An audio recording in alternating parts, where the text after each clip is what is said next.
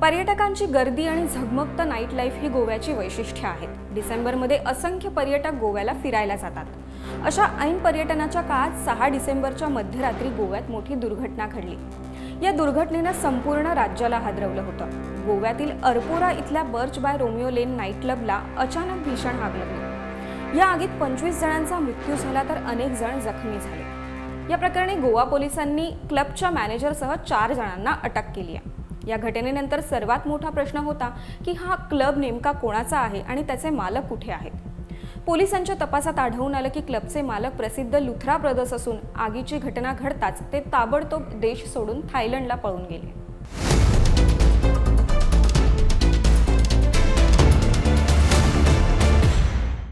गौरव लुथरा आणि सौरभ लुथरा अशी दोघांची नावं आहेत। हे दोघं भाऊ दिल्लीचे रहिवासी आहेत। मुंबईतील इमिग्रेशन ब्युरोशी संपर्क साधला असता पोलिसांना माहिती मिळाली की दोघं घटनेनंतर लगेचच 7 डिसेंबर रोजी पहाटे 5:30च्या फ्लाईटने थायलंडमधल्या फुकेतला पळून गेले होते। अखेर त्या दोघांना थायलंडमधून ताब्यात घेण्यात आलं। त्यानंतर त्यांचं भारतात प्रत्यार्पण करण्यात आलं। सौरभ आणि गौरव यांच्यावर सदोष मनुष्यवधाचा आरोप आहे। दिल्लीचे रहिवासी असलेल्या या दोघा भावंडांच्या आयुष्यातील अनेक महत्त्वाचे तपशील समोर आले आहेत। या दोघा भावंडांचं दिल्लीच्या बाहेरील एका कॉलेजमध्ये शिक्षण पूर्ण झालंय। पदवी पूर्ण केल्यानंतर त्यांनी कॅफे आणि रेस्टॉरंट बार व्यवसायात प्रवेश केला। दोघांनी मिळून देशभरात त्यांचा व्यवसाय वाढवलाय। सौरभ लुथराच्या लिंक्डइन प्रोफाईलवरील माहितीनुसार तो रोमिओ लेन बर्च आणि ममाज बॉय यांचा अध्यक्ष आहे। गोल्ड मेडलिस्ट सौरभने हॉस्पिटॅलिटी व्यवसायात नशीब आजमावण्यासाठी इंजिनिअरिंग देखील सोडली आहे। 2016 मध्ये त्याने रोमिओ लेन नाईट क्लब सुरू केला। तेव्हापासून त्याचा व्यवसाय वाढतच गेला।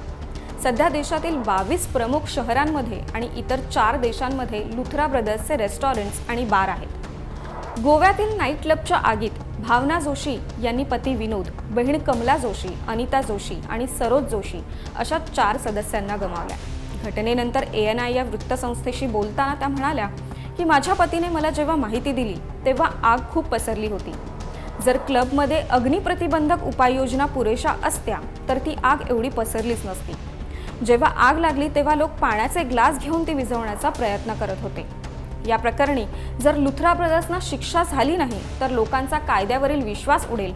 या दोघांना आणि इतर संबंधित सर्व आरोपींना कठोर शिक्षा व्हावी अशी मागणी पीडितांच्या कुटुंबियांकडून केली जाते।